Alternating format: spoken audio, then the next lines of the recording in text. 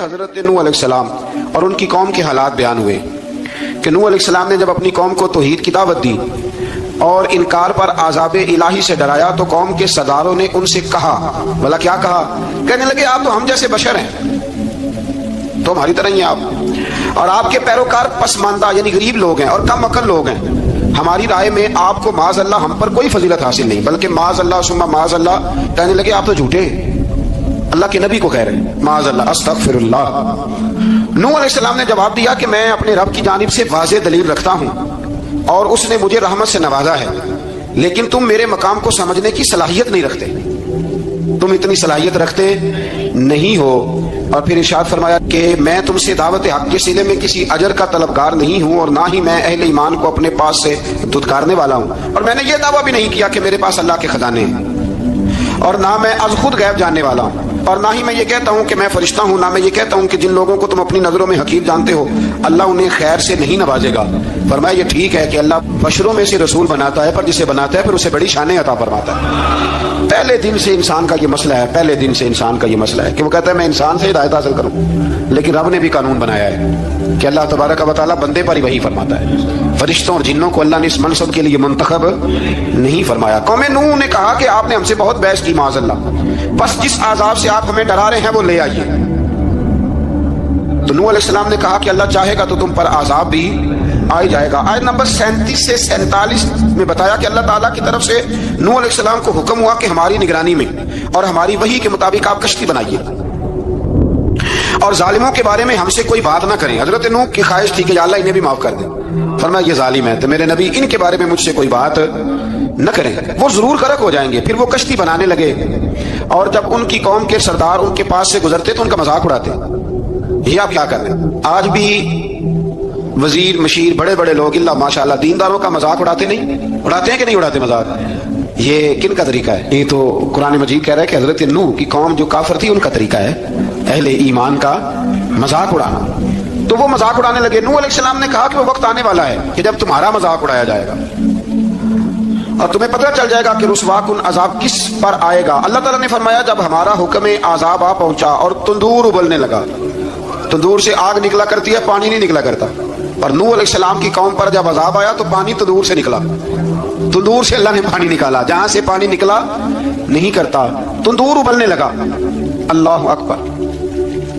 تو اللہ تبارک و تعالیٰ نے فرمایا تو ہم نے نوح علیہ السلام سے کہا کہ آپ خود اور اپنے گھر والوں کے ساتھ اس کشتی میں سوار ہو جائیں اور اہل ایمان کو بھی سوار کر لیں اور ہر چیز کے جوڑے یعنی نار اور مادہ کو سوار کر لیں، اور ان کے ساتھ ایمان والے بہت کم تھے۔ حضرت نوح علیہ السلام دعائیں پڑھتے ہوئے سوار ہو گئے۔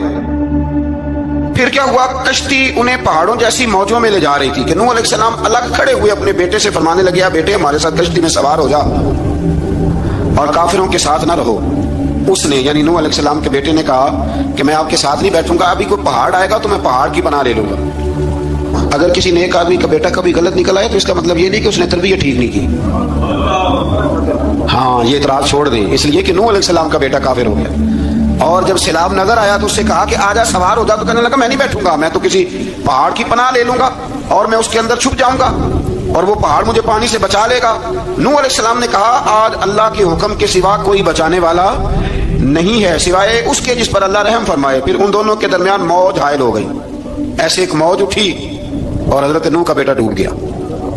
اور جب حضرت نوح کا بیٹا ڈوبا اللہ کی طرف سے حکم ہوا اے زمین اپنا پانی نگل لے، اے آسمان تھم جا، پانی خوش ہو گیا، اللہ کا فیصلہ نافذ ہو گیا اور کشتی کوہ جودی پر ٹھہر گئی۔ نوح علیہ السلام نے اللہ سے التجا کی کیا میرے پروردگار میرا بیٹا اور میرے اہل سے ہے اور تیرا وعدہ سچا ہے کہ تو میرے اہل کو بچا لے گا۔ اللہ نے فرمایا نوح وہ آپ کے اہل میں سے ہے ہی نہیں، وہ آپ کے اہل میں سے ہے ہی نہیں، اہل میں سے وہ ہوگا جو آپ کے طریقے پہ چلے گا، جو طریقے پہ نہ چلے وہ نسل میں سے ہے ہی نہیں، وہ ختم ہو گئی بات۔ اللہ اکبر۔ اس کے اعمال ٹھیک نہیں، جس بات کی حقیقت کا آپ کو معلوم نہ ہو اس کے بارے میں سوال نہ کریں۔ تو نوح علیہ السلام نے اللہ تعالیٰ سے اپنی اس اجتہادی خطا پر مغفرت اور رحم کی دعا کی۔ پھر طوفان نوح تھم جانے کے بعد وہ سلامتی کے ساتھ اتر گئے۔ اجتہادی خطا میں نے ایک لفظ بولا ہے، یہ اجتہادی خطا کا مطلب یہ ہے کہ بعض اوقات انبیاء سے ایسی باتیں سرزد ہو جاتی ہیں کہ جو تعلیم امت کے لیے ضروری ہوتی ہیں تاکہ لوگوں کو پتہ چل جائے کہ اللہ کی بارگاہ میں توبہ کیسے کرنی ہے۔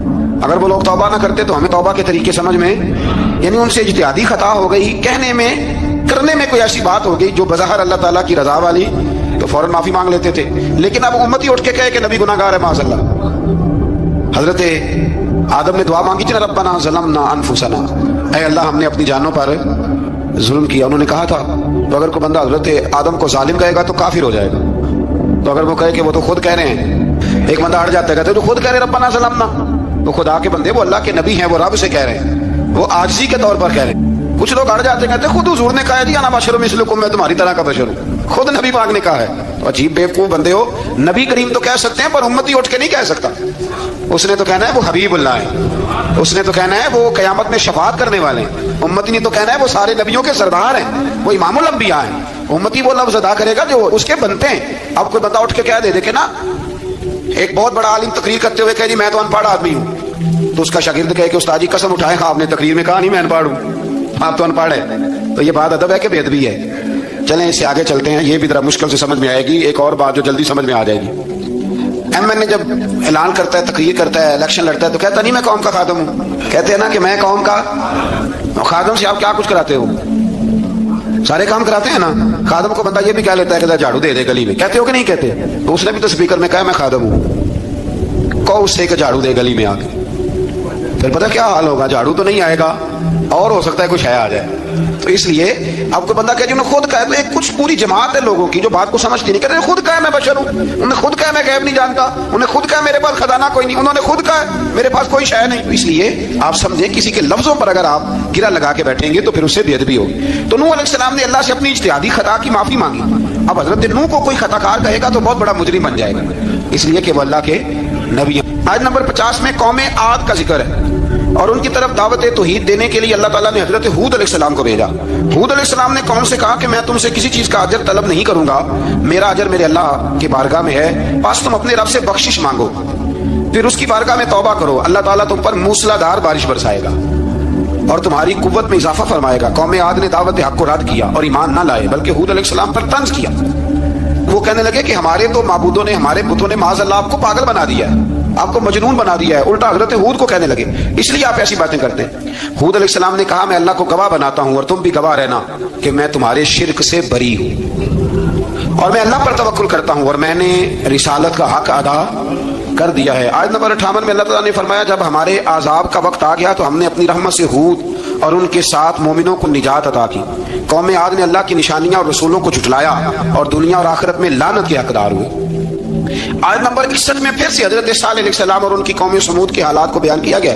حضرت صالح نے کہا ہے میری قوم اللہ وحدہ لا شریک کی عبادت کرو، اس سے بخشش طلب کرو، اس کی بارگاہ میں توبہ کرو، اس نے تمہیں زمین سے پیدا کیا ہے، اس پر آباد کیا. جواب دیا صالح ہمارے آباء و اجداد کے معبودوں کی عبادت کو روکنے سے پہلے ہمیں آپ سے بڑی امیدیں تھیں اور اب آپ ہمیں روکنے لگے ہیں باپ دادا کے دین سے، لیکن اب ہمیں آپ کی دعوت کے بارے میں شکوک ہیں. صالح علیہ السلام نے اپنی قوم سے کہا کہ یہ اللہ کی اونٹنی ہے اور یہ تمہارے لیے نشانی ہے، اسے چرنے کے لیے آزاد چھوڑ دو اور اسے تکلیف نہ دینا. اللہ اکبر، ورنہ تمہیں عذاب پہنچے گا. انہوں نے اونٹنی کی کونچیں کاٹ ڈالی. صالح علیہ السلام نے کہا تم صرف 3 دن اپنے گھروں میں مزے اٹھا لو، 3 دن، پھر اللہ کا یقینی عذاب آئے گا. پھر ایک چنگاڑ نے ان کو آ دبوچا، وہ اپنے گھروں میں گھٹنوں کے بل اوندے پڑے رہ گئے. صرف صالح علیہ السلام ان کے ساتھ اہل ایمان اس عذاب سے بچے. یہ 3 قوموں کا ذکر ہو گیا، نوح علیہ السلام کی قوم کا بھی، ہود علیہ السلام کی قوم کا بھی اور حضرت صالح علیہ. آگے اللہ تبارک و تعالیٰ نے آیت نمبر 69 میں اس بات کا بیان فرمایا کہ حضرت ابراہیم علیہ السلام کے پاس فرشتے بشری شکل میں آئے، انسانی شکل. انہوں نے اجنبی مہمانوں کے لیے بچڑے کا بھنا ہوا گوشت تیار کرایا. آپ یقین کریں کچھ باتیں لوگ ایسی بیان کرتے ہیں کہ جن کو نہ سن کے بندے کا دل کرتا ہے کہ اس بندے کو بتائیں کہ یار یہاں تو دین سارا پڑھ. ایک صاحب مجھے کہنے لگے جی میں پیر صاحب کے پاس گیا تھا تو بڑی مرغن غذائیں تھیں، انہوں نے میری بڑی خدمت کی پر مجھے نہیں اچھا لگا، پیروں کو چاہیے سادی روٹی رکھیں. میں کہ تو پیراں واسطے لسٹ بنا خواہ انہوں نے کس طرح کا ہونا چاہیے. یہ بہت بڑی مصیبت ہے. اگر آپ سادہ کھانا کھلا دیں تب بھی اعتراض ہے، اچھا کھلا دیں کہنے رولا ہے کوئی پیر چوکھے مالدار، دونوں طرف سے مسئلہ. تو کہنے لگا جی نہیں پیروں کا کیا کام ہے، وہ کڑائیاں اور وہ سارے. تو پھر میں نے انہیں کہا کہ آپ اس طرح کریں گھر جا کے نا تو 12ویں سپارے کی تلاوت کریں. حضرت ابراہیم نے اپنے مہمانوں کے لیے بھونا ہوا کھانا تیار فرمایا تھا. آپ کیا کہیں گے کہ حضرت ابراہیم درویش نہیں تھے؟ عجیب بات ہے بھائی، آپ ہر بات میں ہٹ جاتے ہیں. دین ہم نے وہ لینا ہے جو اللہ کا قرآن ہمیں دیتا ہے اور رسول اللہ کی حدیث ہمیں دیتی ہے. جب انہوں نے دیکھا کہ مہمان کھانے کی طرف ہاتھ نہیں بڑھا رہے تو ان کو ڈر محسوس ہوا. حضرت ابراہیم کو فرشتوں نے کہا کہ ہمیں قوم لوط علیہ السلام کے عذاب کے لیے بھیجا گیا ہے. حضرت ابراہیم کی بیوی کھڑی تھی، اس پر وہ مسکرائیں تو فرشتوں نے اللہ کی طرف سے انہیں حضرت اسحاق علیہ السلام اور اس کے بعد حضرت یعقوب علیہ السلام کی بشارت عطا۔ اسحاق علیہ السلام حضرت ابراہیم کے بیٹے ہیں اور یعقوب علیہ السلام پوتے ہیں، اور یعقوب علیہ السلام کے بیٹے یوسف علیہ السلام۔ ہاں، اللہ اگر چاہے تو 7 نسلوں میں نبوت رکھ دیتا ہے اگر اس کی منشا ہو۔ تو حضرت یعقوب کی بشارت دی، انہوں نے حیرت سے کہا کہ ہم دونوں میاں بیوی تو بوڑھے ہیں، اس عمر میں اولاد کیسے ہوگی؟ تو فرشتوں نے جواب دیا، اے ابراہیم کے گھر والوں، تم پر اللہ کی رحمتیں اور برکتیں ہوں، اللہ کی قدرت پر تمہیں کیوں تعجب ہے؟ اللہ فرماتا ہے کہ بیٹے کی بشارت سن کر ابراہیم کا خوف دور ہو گیا اور پھر وہ قوم لوط کے بارے میں گفتگو کرنے لگے۔ ابراہیم بہت بردبار، اللہ سے آہوازاری کرنے والے اور اس کی طرف رجوع کرنے والے تھے۔ اللہ تعالیٰ نے حضرت ابراہیم علیہ السلام کو فرمایا، اے ابراہیم، اس گزارش سے آپ گریزہ رہیں، اس کا یقینی فیصلہ ہو چکا ہے اور ان پر نہ ٹلنے والا عذاب نازل ہو کے رہے گا۔ وہ کیا گناہ کرتے تھے؟ لوط علیہ السلام کی قوم میں نے بتایا تھا، مرد مردوں سے بدفعلی کرتے۔ تو حضرت ابراہیم نے بھی عرض کی، بار بار گزارش کی، بحث کی کہ اللہ مہربانی فرما ان کا عذاب۔ آپ دیکھیں نبیوں کے حوصلے کتنے بڑے ہیں، قومیں تنگ کرتی ہیں اور طرح طرح کی باتیں کرتی ہیں اور پیغمبر پھر بھی کہتے ہیں یا اللہ مہربانی فرما، اے اللہ ان سے عذاب۔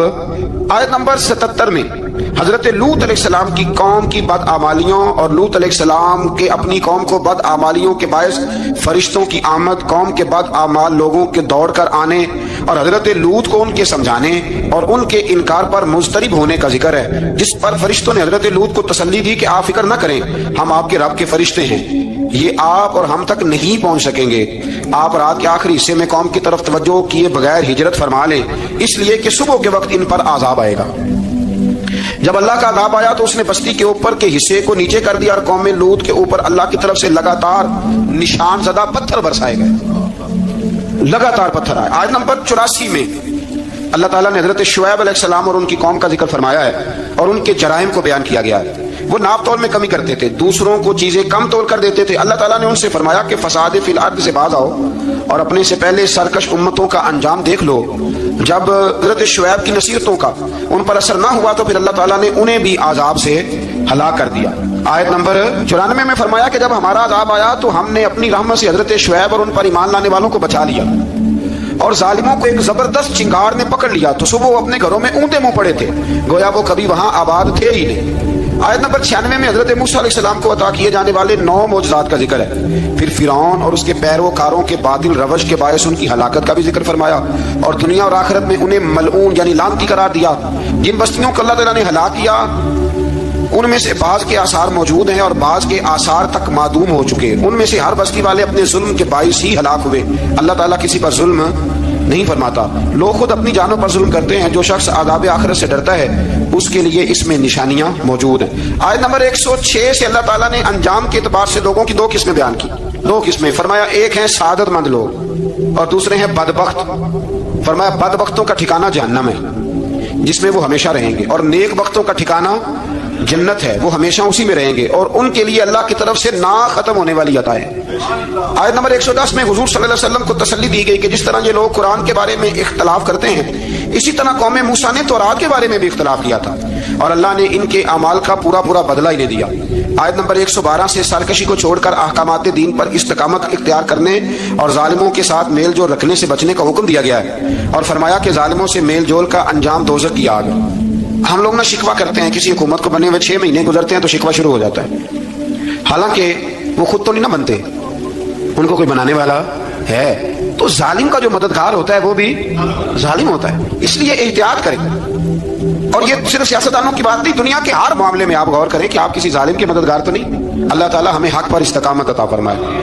آیت نمبر 114 میں دن کے دونوں طرفوں میں اور ابتدائی رات کے کچھ حصے میں اللہ تعالیٰ نے نماز قائم کرنے کا حکم دیا ہے، رات کے کچھ حصے میں بھی نماز پڑھنی چاہیے، اور یہ بھی بتایا کہ بے شک نیکیاں گناہوں کو مٹا دیتی ہیں اور یہ نصیحت قبول کرنے والوں کے لیے نصیحت ہے۔ آیت نمبر 120 میں اللہ تعالیٰ نے فرمایا کہ ہم آپ صلی اللہ علیہ وسلم کو رسولوں کی تمام خبریں آپ کے دل کی تسکین اور تقویت کے لیے بیان کرتے ہیں اور ان میں مومنوں کے لیے نصیحت اور عبرت ہے کہ ان ساری باتوں سے عبرت پکڑ لو۔ بچہ صرف وہی جو اللہ کے نبیوں کے طریقے پہ چلا اور نبیوں کے ساتھ رہا، باقی بچ سکے نہیں، اللہ تعالیٰ کی طرف سے توحید و رسالت اور وقوع قیامت کے دلائل بھی ہیں۔ آیت نمبر 123 میں فرمایا کہ آسمانوں اور زمینوں میں سب غیب اللہ ہی کے ساتھ مختص ہیں اور ہر کام اسی کی طرف لوٹایا جاتا ہے۔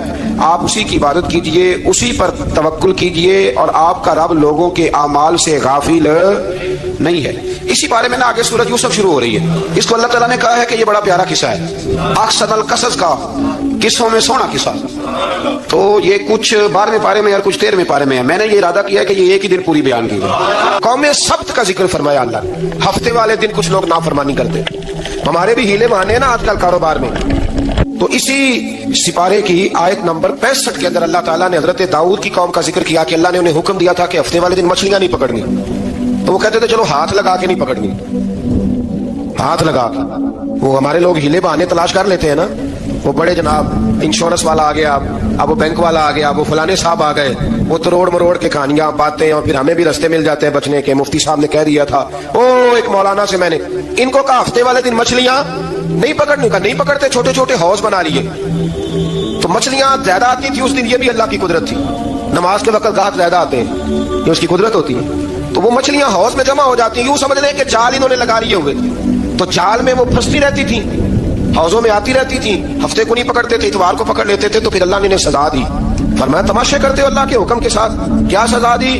فَقُلْنَا لَهُمْ كُونُوا قِرَادَةً خَاسِئِينَ، فرمایا بندر بن جاؤ دھتکارے ہوئے۔ جو رزق حرام طریقے سے کماتے تھے رب انہیں بندر بنا دیتا تھا۔ ابھی بھی میں نے دیکھے بڑے بڑے تاجر پاگلوں جیسی زندگی گزار رہے ہیں، نفسیاتی طور پہ سکون نہیں ہے، کروڑوں روپیہ پڑا ہے۔ کیوں؟ اس لیے کہ رب کے بتائے ہوئے طریقے کے مطابق تجارت نہیں کرتے۔ آگے ایک اور دلچسپ بات آ گئی، بنی اسرائیل کے اندر نا ایک شخص نے اپنے چچا کو قتل کر دیا جائیداد کے لیے۔ یہ دیکھیں کب سے لوگ جائیداد کے لیے قتل کرتے آ رہے ہیں۔ چچا کو قتل کر دیا، اور قتل کر کے حضرت موسیٰ علیہ السلام کے پاس آئے کہ میرے چچا کو کسی نے قتل کر دیا ہے، تو بتائیں کیا کرنا ہے؟ تو آپ نے فرمایا کہ گائے ذبح کرو، اور اس کا ایک ٹکڑا مقتول کو مارو، مرنے والے کو، وہ خود اٹھ کے بتا دے گا مجھے کس نے قتل کیا ہے۔ اب ارادہ نہیں تھا گائے ذبح کرنے کا، تو بہانے کرنے لگے۔ ارادہ نہیں نہ ہوتا تو پھر کیا ہوتے ہیں؟ کہنے لگے گائے کس طرح کی ہو، بوڑھی ہو کہ بچی ہو، رنگ کیسا ہو، جوان ہو کہ چھوٹی ہو، حال میں ایک دفعہ چلنا سیکھ گئی ہو یا ابھی نہ سیکھی ہو۔ تو بتاتے گئے تو رب بھی شرطیں بیان کرتا گیا، گہرے زرد رنگ کی ہو، حال کے اندر اسے نہ چلایا گیا ہو، پانی نہ نکالا گیا ہو، نہ بچی ہو نہ جوان ہو، اس کے درمیان ہو۔ یہ ساری شرطیں کہاں پائی جاتی تھی؟ حضرت موسیٰ علیہ السلام کی قوم کا ایک شخص تھا جو اللہ کا ولی تھا۔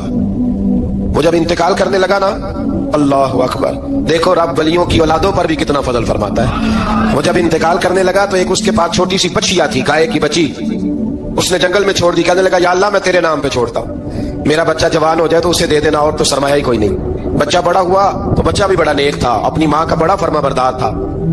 اس کی ماں نے کہا بیٹا تیرے باپ نے ایک گائے چھوڑی تھی۔ تو بچہ جنگل میں گیا، جا کے کہنے لگا اے اللہ میری گائے مجھ سے ملا دے۔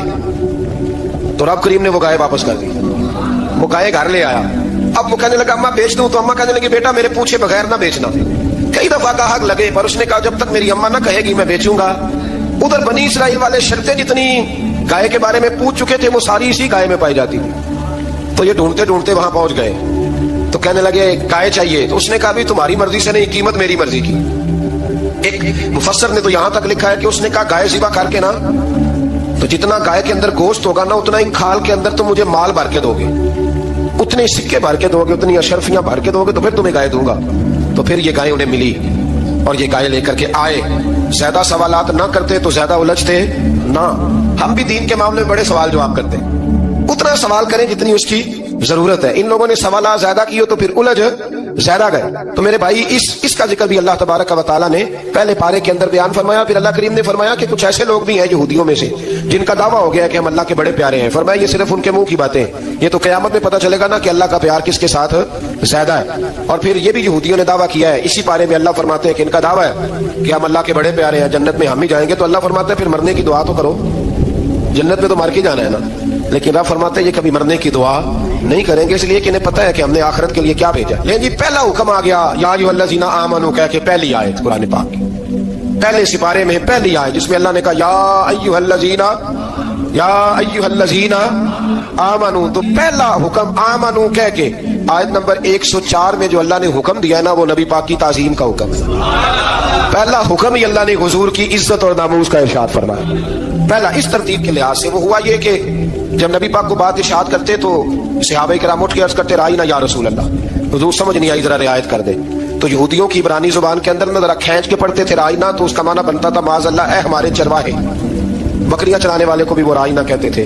تو جب صحابہ یہ کہنے لگے تو اللہ نے منع ہی کر دیا. فرمایا میرے محبوب کے غلاموں، اس لفظ کے پیچھے چھپ کے لوگ میرے نبی کی بے ادبی کر جاتے ہیں.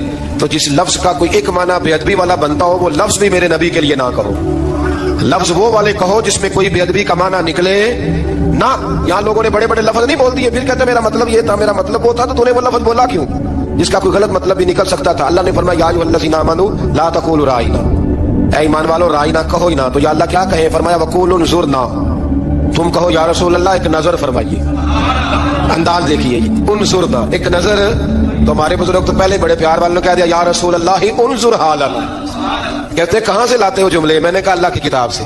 یا رسول اللہ انظر حالنا یا حبیب اللہ اسمع قالا.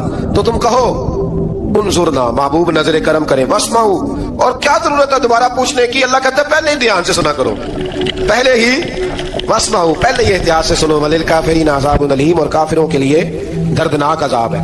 لیکن اسی پارے میں اللہ تبارک و تعالیٰ نے پھر اہل یہود کا ذکر کیا. تو یہود کہنے لگے کہ ہم حضرت ابراہیم کے ماننے والے ہیں. تو اللہ کریم نے وہ بھی ذکر کیا کہ میں نے تو ابراہیم کو آزمایا ہے. وَإِذِ ابْتَلَىٰ إِبْرَاهِيمَ رَبُّهُ بِكَلِمَاتٍ فَأَتَمَّهُنَّ، ہم نے ابراہیم کو کچھ چیزوں سے آزمایا ہے، وہ ہماری آزمائش پہ پورے اترے. قَالَ إِنِّي جَاعِلُكَ لِلنَّاسِ إِمَامًا، تو پھر ہم نے انہیں کہا کہ ہم آپ کو پوری دنیا کا امام بنائیں گے. وہ آزمائش کیا تھی؟ آگ میں جانا بھی آزمائش، بیٹے کا نہ ہونا بھی آزمائش، بیٹا ہوا تو پھر اسے وادی غیر ذی زرع ان میں چھوڑ کے آنا بھی آزمائش، بڑا ہوا تو پھر ذبح کرنا بھی آزمائش. فرمایا جہاں جہاں آزمایا ہے نا ابراہیم ہماری آزمائش میں پورے اترے. فرمایا تو مفت میں حضرت ابراہیم کی اولاد بنتے ہو اور ان کا نام لیتے ہو اور ان کے ساتھ اپنا تعلق بناتے ہو، دیکھو تو صحیح وہ کتنی آزمائشوں سے گزرے. تو اس کا بھی اللہ نے اسی میں ذکر فرمایا. اور پھر وہ بات کرتے تھے حضرت یعقوب کی اور حضرت اسحاق کی. تو فرمایا وہ تو ہمارے اتنے خاص بندے تھے کہ وصال کے وقت بھی انہوں نے اپنی اولادوں کو نصیحت فرمائی تھی کہ اللہ کی توحید پہ قائم رہنا. اس کا ذکر بھی اللہ نے اسی بارے میں بیان فرمایا. اور جو حضرت ابراہیم اور جناب اسماعیل نے کعبہ تعمیر کیا تو اس کا ذکر بھی اللہ تعالیٰ نے اسی بارے میں فرمایا. فرمایا جب وہ کعبہ بنا رہے تھے تو کہہ رہے تھے ربنا تقبل منا، کہہ رہے تھے اے اللہ بنا ہم نے دیا ہے پر مہربانی فرما ہم سے قبول فرما لے. تو جو آیہ کریمہ آخر میں عرض کرنا چاہتا ہوں اس پر بھی تھوڑی توجہ فرمائیں گے تو بات بڑی نکھر کے باہر آئے گی. یہ 16ویں رکوع کے اندر اللہ نے پھر یہود کا اور عیسائیت کا ذکر فرمایا. تو اللہ کریم نے ایک بات ارشاد فرمائی. یہودیوں کے ہاں جب کوئی بچہ پیدا ہوتا تھا پیلے رنگ کے ساتھ اس کو رنگتے تھے، یا کوئی خاص رنگ تھا ان کا. بچہ پیدا ہوتا تو اس پر وہ رنگ چڑھاتے کہ یہ جی ہمارے مذہب کا رنگ ہے. ہمارے ہاں بھی رسمیں ہیں نا اپنی اپنی، معاذ اللہ اپنی اپنی نہیں ہونی چاہیے، اللہ رسول کا حکم ہونا چاہیے. تو یہودیوں کے ہاں بچہ پیدا ہوتا تو ایک خاص رنگ چڑھاتے، عیسائیوں کے ہاں پیدا ہوتا تو وہ بھی ایک خاص رنگ چڑھاتے. تو مسلمانوں کے ہاں بچے پیدا ہوئے تو انہوں نے بھی توجہ کی کہ یہ کیا ہو رہا ہے. تو رب کریم نے فرمایا صبغۃ اللہ، رنگ اللہ کا ہی ہے. ومن احسن من اللہ صبغہ، اور فرمایا اللہ کے رنگ سے زیادہ خوبصورت کس کا رنگ ہو سکتا ہے. اللہ کا رنگ کیا ہے؟ لا الہ الا اللہ محمد رسول اللہ صلی اللہ علیہ. فرمایا نیلے پیلے کالے رنگ نہ چڑھاؤ، اپنے ذہن پر توحید و رسالت کا رنگ چڑھاؤ. یہ سب سے بہترین رنگ ہے. اگر تمہارے ذہنوں پر رب رسول کی توحید کا رنگ چڑھ گیا تو یہ وہ والا رنگ ہے، پھر تمہیں کسی اور رنگ کی طرف جانے کی ضرورت نہیں پڑے گی. تو فرمایا رنگ وہ پیدا کرو جو توحید کا ہے، رسالت کا ہے، اس رنگ کی توجہ کرو.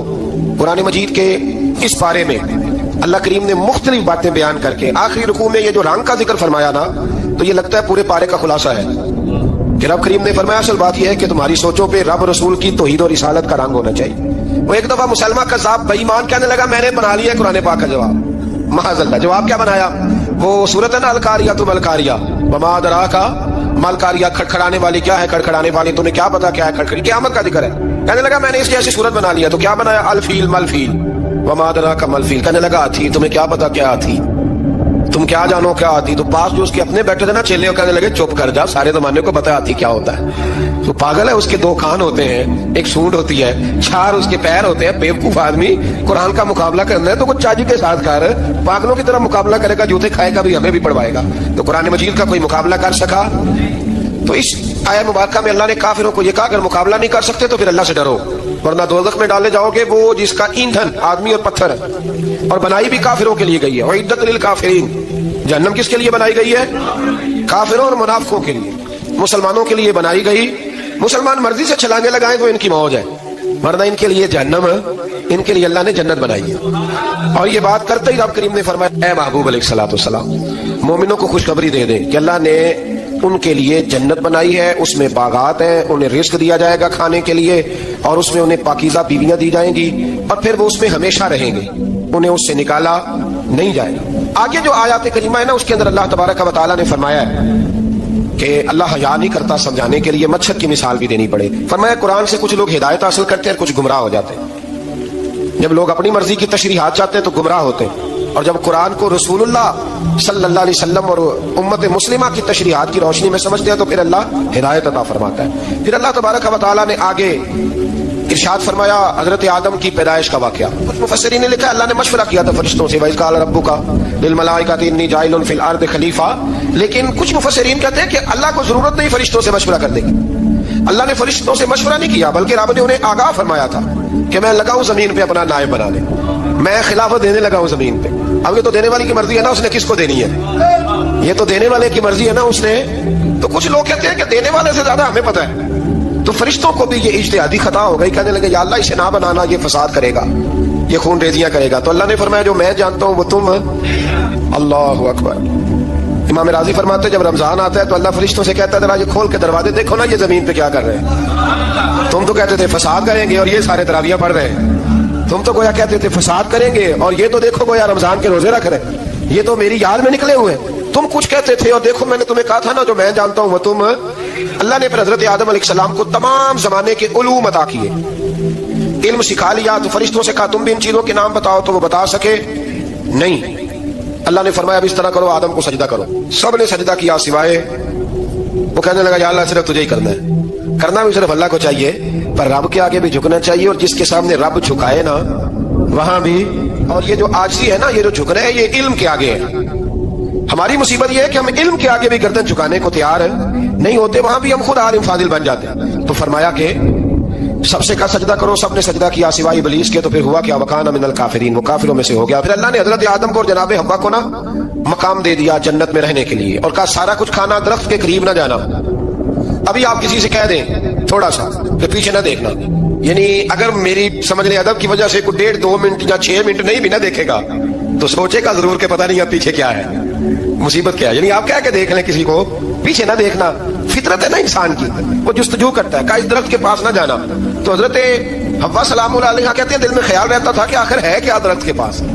یہی انسان کا عقیدہ توحید ہے کہ جہاں سے رب منع کر دے وہاں وہ منع ہو جائے. اور یہ ان کی خطا نہیں تھی, یہ اللہ کی حکمت تھی, چونکہ رب نے تو پہلے کہہ دیا تھا بنایا ہی زمین کے لیے, تو یہ تو سارا کچھ ہونا تھا تو زمین پہ آنا تھا نا. تو حضرت حوا اور جناب آدم کے پاس شیطان آیا, اس کو نکال تو دیا تھا پر ابھی اس کا جنت میں آنا جانا بند نہیں ہوا تھا, یہ بھی اللہ کی حکمت تھی. تو وہ کہنے لگا تمہیں پتہ ہے بعد میں مر جاؤ گے. تو حضرت حوا کہنے لگی کیا موت بھی آئے گی, کہاں, اس کی تکلیف بھی بڑی ہوگی, تو پھر بچیں گے کیسے. تو کہنے لگے پھل کھا لو اس درخت کا. تو بچنے کے لیے پھل کھایا تھا. جس طرح لوگ آج بہت سارے کام بچنے کے لیے کرتے ہیں پر بچ سکتے, بچنے کے لیے پھل کھایا. تو اللہ نے فرمایا زمین پہ چلے جاؤ. تو حضرت آدم زمین پہ آئے, پھر کئی 100 سال روتے رہے. فتلقى آدم من ربه کلمات, تو پھر اللہ نے خود ہی جناب آدم کو کچھ کلمے سکھائے. علامہ اسماعیل حقی فرماتے ہیں وہ کلمے یہ تھے کہ حضرت آدم نے میرے نبی کا وسیلہ پیش کیا, اللہ کریم نے جناب آدم کی دعا کو مقبول فرما لیا. پھر آگے بنی اسرائیل کا ذکر آ جاتا ہے. اللہ تعالیٰ نے بنی اسرائیل, آج آپ اسی قوم کو یہودی کہتے ہیں, ان کو اللہ نے اس زمانے میں فضیلت عطا کی تھی بہت زیادہ. تو عرب کے اندر جب نبی پاک علیہ السلام نے اعلان نبوت کیا تو کچھ لوگوں نے یہ کہہ دیا کہ اگر یہ یہودی کلمہ پڑھ لیں گے تو ہم بھی پڑھ لیں گے. تو پھر اللہ نے انہیں یاد کرایا کہ تم اصل میں کیا ہو, تمہیں کلمہ پڑھنا چاہیے. تو اہل یہود کا تذکرہ کرتے کرتے رب کریم نے ایک بات یہ بھی ارشاد فرمائی کہ تم لوگوں کو تو کہتے رہے ہو کہ وہ نبی آنے والے ہیں, وہ نبی آنے والے ہیں, اور جب آ گئے ہیں تو ماننے کو تیار نہیں ہو. تو فرمایا تأمرون الناس بالبر وتنسون انفسکم وانتم تتلون الکتاب, لوگوں کو بھلائی کا حکم دیتے ہو اور اپنے آپ کو بھول جاتے ہو. افلا تعقلون, تمہیں عقل نہیں. پھر اللہ نے انہیں یہ بھی یاد کرایا کہ یاد کرو وہ زمانہ کہ جب فرعون نے خواب دیکھ لیا تھا کہ کوئی بچہ اس کی سلطنت کو تباہ کرے گا, تو پھر اس نے تمہارے بچوں کو ذبح کرانا شروع کیا اور تمہاری بیٹیوں کو چھوڑتا تھا.